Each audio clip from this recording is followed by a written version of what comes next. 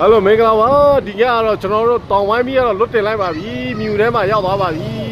ဒီလိုမှမရွတ်လွတ်ရင်လည်းမလွတ်ရတော့ဘူးလေနော်အဲ့တော့တောင်ဝိုင်းကတော့စွန့်စားပြီးတော့မှဝင်တုတ်ထည့်လိုက်ပြီလုံးဝလာတယ်ဗျာနော် special ပဲ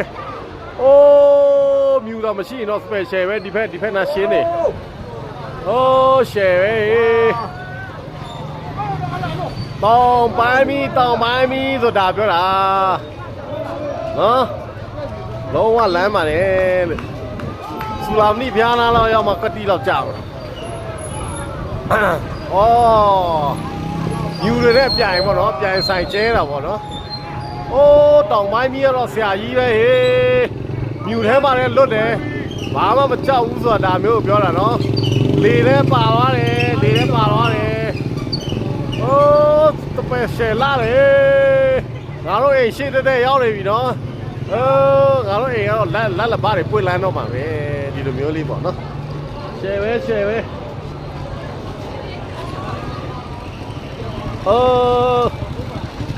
ကုတ်ချက်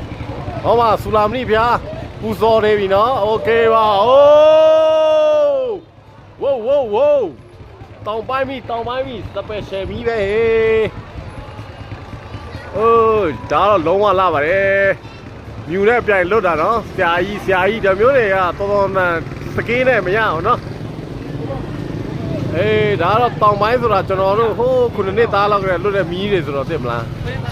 အဲ့တော့လုံးဝမိုက်တယ်โอเคပါလုံးဝရှူးတွေလည်းမပြတ်ဘူးဗျာမြူတွေဒါမရှုပ်သွားလို့ရှင်တော့ဒီမီးကလုံးဝဟောမှာဖြုတ်တွေလောက်တွေသင်းလာတာရှိုးကြည့်လိုက်ဘယ်တော့ဆရာကြလဲဆိုတော့အမဘုံကက်